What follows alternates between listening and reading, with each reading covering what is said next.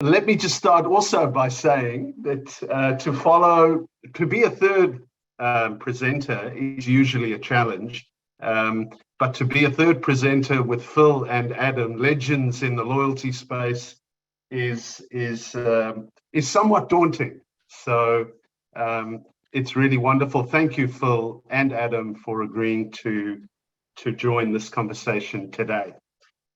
So, loyalty marketing, myth or imperative? It's kind of a weird topic because we are totally convinced that it is a business imperative, but it is only a business imperative where an organization is committed to the long term, which I think was a point that Adam made a little while earlier. It's not to be taken lightly, but when it's engaged and implemented with consideration and with the input from people like Phil and Adam, the results are measurable in the long term. The reason why I specifically wanted to talk about SMEs is there is a view out there that loyalty is only available to the big end of town. And that really is a myth. What we bring to the marketplace is the opportunity for businesses big and small to grow the lifetime value of their customers and to come up with strategies, acquisition strategies that are absolutely defendable and measurable and affordable. A little bit of background on us. We've spent, of that 20 years that Judith was talking about, the substantial part of that has been in the B2B space, and in particular in the building industry.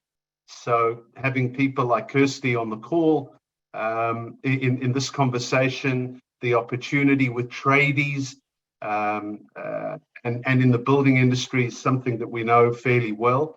It's only the very recent development, and Phil touched on it, of card linking, which has completely opened up the opportunity in the B2C space. And that is something we have now integrated into our platform. And it's really made the enablement from a business where you can literally take on a loyalty program without changing your process. And from a customer point of view, all they need to do is to link a payment card, and that becomes the mechanism. No more plastic, no more second transactions, things in the past that have brought loyalty programs to their knees. So I'm going to be covering these three topics: how to measure the impact of a loyalty program, how to integrate a loyalty program without upsetting the normal flow of your business, and finally, and I'm very interested that we have Karen Firestone with us today, the love, as Adam was talking about. Why consider incorporating cause, social cause or cause, into your program? That is at the essence of what Points for Purpose is about, the loyalty platform that gives back. A couple of statistics. Please, Adam is the master of statistics, but I think that one on the left is particularly interesting. Improve customer retention by 5%, improve profit by 25%. I mean, these are staggering statistics. 88% of businesses with loyalty programs are more profitable than those without one. These are not statistics that any of the three of us have made up. They are very credible sources that talk about the measurability of loyalty in the marketplace. 80% of consumers say they are more likely to do business with a company if it offers personalized experiences. And of course, that statistic, Judith, that you started talking about, it is north of 7 times as much to recruit a new customer as it does to hold on to an existing one. So these are just we could go on for days, as Adam and Phil have said, but these are just 4 stats that we like to put in front of people. And the rider is, when done right, rewards programs work. And the underlying sentence, really, the underlying part of that sentence is when done right. And, that is obviously key to it.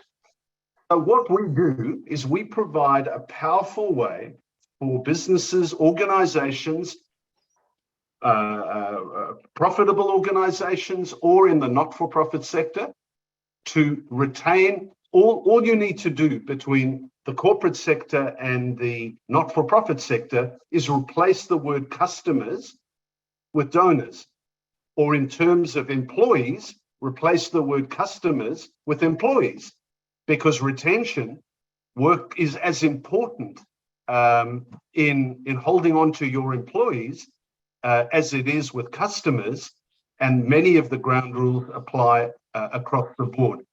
So when we talk about businesses and employees, we have triggers in the journey that Phil was talking about.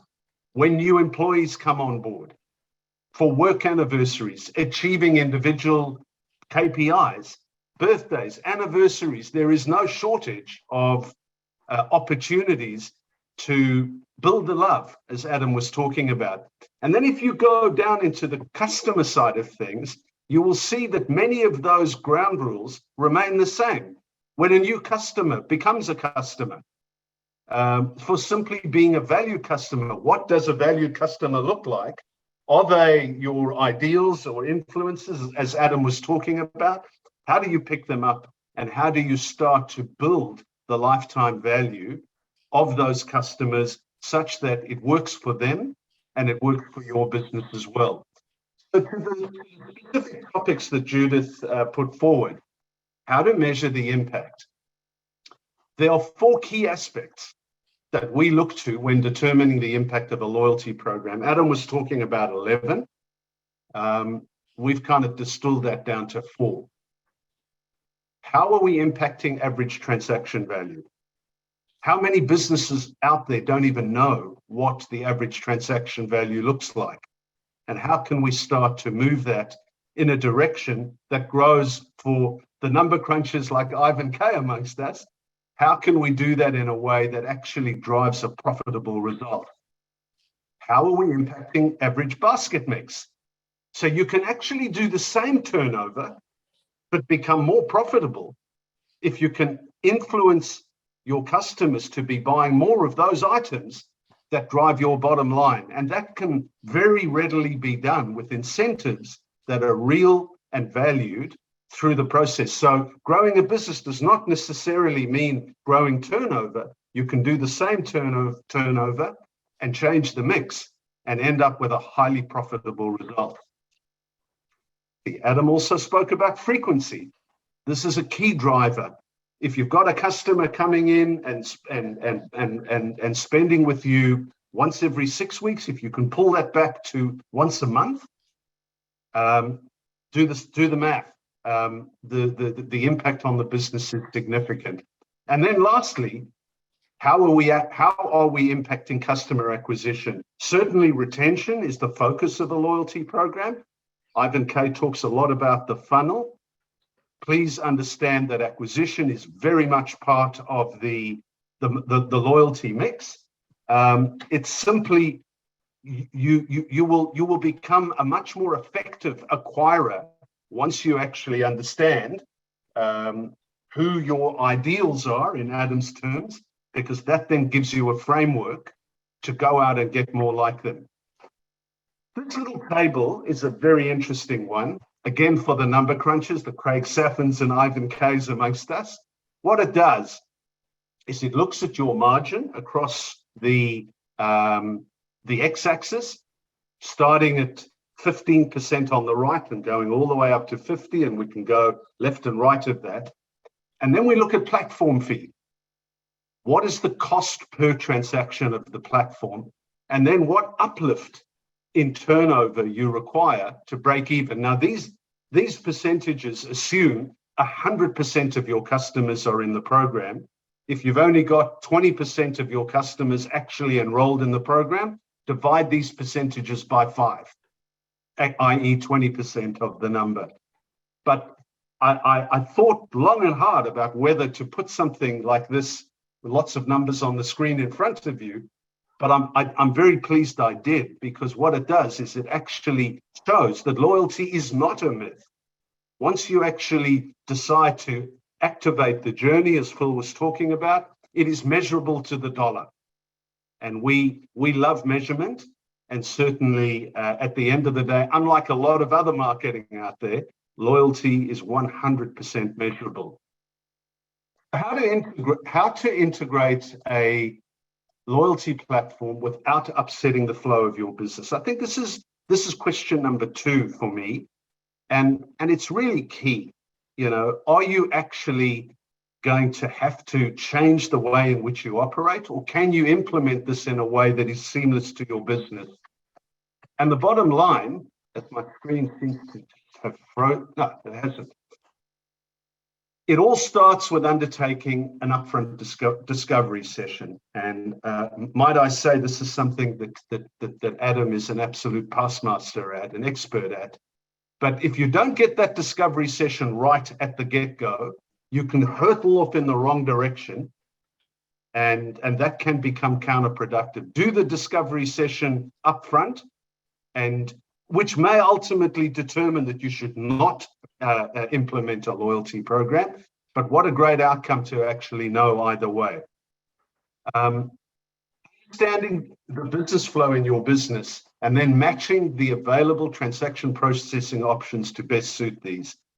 So it needs to be seamless. It needs to work within the normal flow of your business, and there's lots of opportunities to do that. And then, as I said before, constantly measuring performance, because the impact is measurable. In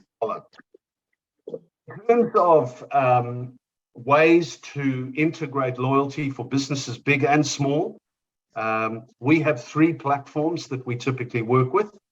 We are able to provide businesses with organizations with their own online shopping mall, which becomes white labeled to their organization. We've actually done this for BBG, and we actually sent out our newsletter just 2 days ago, and we got north of a 50% open rate, right, which I haven't shared with you yet, but very, very pleased about that.